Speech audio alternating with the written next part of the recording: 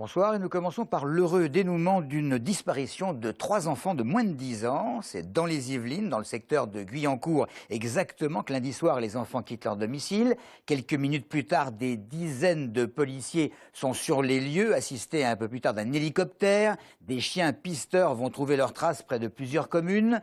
Et ce n'est qu'hier après-midi que le commissariat de Juvisy-sur-Orge va faire lever tout le dispositif en disant que les petits sont sains et saufs. Reste à savoir à présent la raison pour laquelle ils auront quand même parcouru une trentaine de kilomètres. Un radar mobile, c'est ce dont dispose depuis le début de l'année la compagnie routière Sud-Île-de-France. Un radar destiné à lutter contre les grands excès de vitesse. C'est un ETM, équipement de terrain mobile. Concrètement, un radar greffé sur un véhicule capable de détecter un excès de vitesse mais en mouvement. Présentation en Essonne cet après-midi, Maxime Lemagnété. Attention, ralentis, tu vas te faire flasher. Ça, c'était avant la mise en circulation de ce véhicule, une banale Renault Mégane à l'intérieur de laquelle se cache un radar nouvelle génération. À son bord, des fonctionnaires de la compagnie autoroutière Sud-Île-de-France. C'est un véhicule effectivement où vous avez un flash infrarouge, c'est-à-dire que le flash, vous ne le verrez pas, il ne se déclenche pas. On a un secteur de compétence de 490 km, c'est-à-dire que voilà, on roule et effectivement on règle la vitesse grâce à un écran.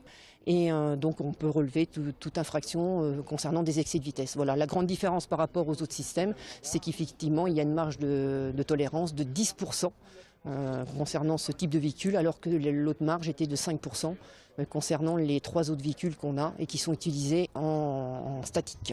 Le véhicule sera amené à circuler sur 5 départements d'Île-de-France. En Essonne, il sera notamment présent sur l'A6, la Francilienne, l'A10 et quelques portions de route nationale.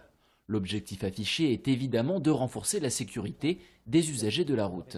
Nous avons un véritable problème puisque l'an dernier, le nombre de tués a augmenté et l'année précédente également, à contre-courant de ce qui se passe à l'échelon national. Et nous avons un vrai problème, notamment sur les 2 roues motorisées, sur les motos et notamment sur les grands excès de vitesse que pratique ce type de véhicule. Donc avec ces outils complémentaires, on luttera naturellement contre ces grands excès de vitesse qui sont cause d'accidents mortels. D'ici 2015, le territoire français dans son ensemble devrait se voir doté de 300 de ces ETM, comprenez équipement de terrain mobile. Enfin, sachez que rien ne les distingue d'un véhicule classique, excepté les 2 CRS en uniforme qui les conduisent. Politique avec dans la série On n'a rien à cacher. En Essonne, le premier à avoir rendu public sa déclaration de patrimoine, c'est Jean-Vincent Placé, le sénateur essonnien, président du groupe écologiste, conseiller régional d'Île-de-France, déclare posséder entre autres un appartement de 49 mètres carrés aux Ulysses. Pour le reste, que je ne vais pas détailler, possibilité de vous référer à l'article de nos confrères d'Essonne Info. Petite page de politique locale en signalant d'abord que la maire d'Yvergouche d'Épinay-sous-Sénart et l'un de ses adjoints ne sont pas au mieux pour ce qui concerne leurs relations. Le socialiste Pascal Michelangeli s'est vu retirer ses délégations en toile de fond, entre autres de cette rupture, le fait que l'adjoint en question ait voté contre le budget présenté, en rappelant d'ailleurs dans la foulée qu'on l'empêchait de travailler.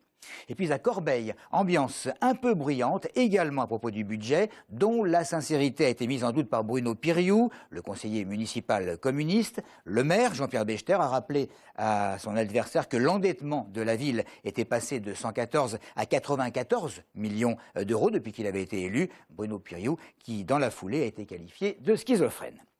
Bientôt fini les locaux vétustes des services communaux de l'avenue Jasmin à Saint-Pierre-du-Perret. L'ensemble des services ainsi que la police municipale vont être regroupés dans un seul et même bâtiment. Un édifice aux grandes baies vitrées construit rue de Vivaldi. Ce matin, le maire a reçu les clés du nouveau bâtiment. Le déménagement commencera demain et devrait se terminer ce week-end.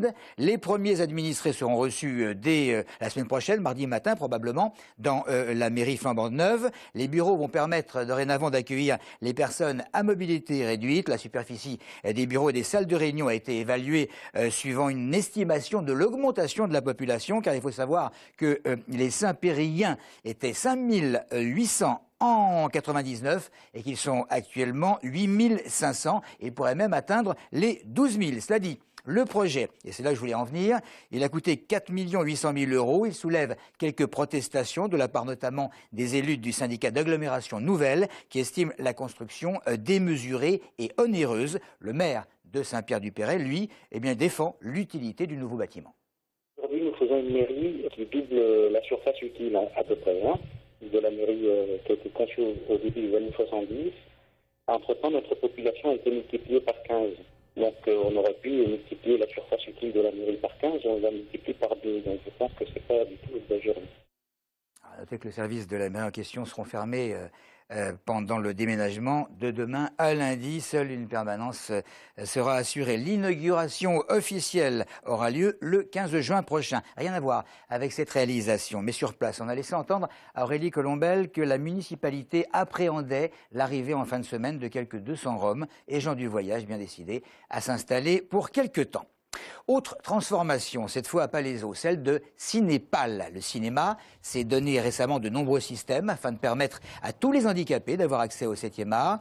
Bien évidemment, les salles comportent des places pour les fauteuils roulants, mais les malvoyants ou aveugles peuvent désormais se faire équiper de casques avec bande-son qui décrit le film. Le lundi soir, des films français seront diffusés en audio-description et grâce à une nouvelle technologie dite de la boucle magnétique, les utilisateurs de prothèses auditives vont pouvoir recevoir le son directement dans leur appareil. L'idée, c'est que le cinéma soit accessible à tous et qu'aucun handicap soit un problème pour découvrir les films. Sur les 3 handicaps principaux, handicap moteur, handicap auditif ou handicap visuel, effectivement, maintenant, le Cinépal, le cinéma de Palaiseau, est équipé pour faire en sorte que tous les films soient accessibles. C'est le fameux numérique dont tout le monde a parlé il y a 2-3 ans qui nous permet d'avoir des copies qui ont toutes les pistes nécessaires pour diffuser ces messages sonores ou visuels en projection. Des chercheurs émérites d'une université allemande ont défini la journée type qui comblerait de bonheur une majorité de personnes.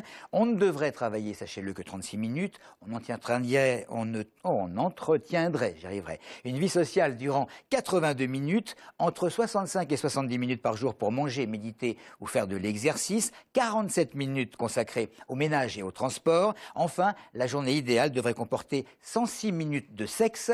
Selon cette étude très sérieuse, nos reporters sont immédiatement allés demander à des Essonniens s'ils pensaient suffisamment faire l'amour. C'est difficile, c'est vraiment personnel comme question, ça dépend vraiment de la personne, mais après je pense qu'on est quand même assez libéré et que non, je pense qu'on est assez satisfait en général.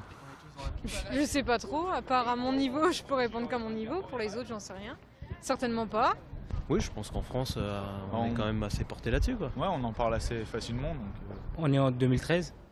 Les meufs de 15 ans, ça commence, on voit beaucoup même. Ouais, pas du tout. Manger un peu plus de piment. Ça, on reproduit un peu plus. Et on est encore 2 fois plus dans la merde. Parce que le salaire, ça suit pas.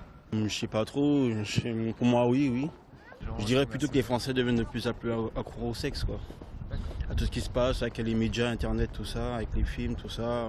Si on les compare avec les autres, par exemple les Anglais ou les Américains, je pense que c'est pas suffisant. C'est à cause peut-être de stress de travail et tout. Ça laisse un peu, ils sont gênés, je sais pas. Ils sont pas ouverts à ça, voilà. Il y a la possibilité de s'abstenir. Pour terminer, sachez qu'une famille de Vigneux a eu beaucoup de chance, un couple et un enfant de 3 ans qui ont vu à 7 h du matin, avec un bruit évidemment effroyable, un bus s'encastrer dans leur maison.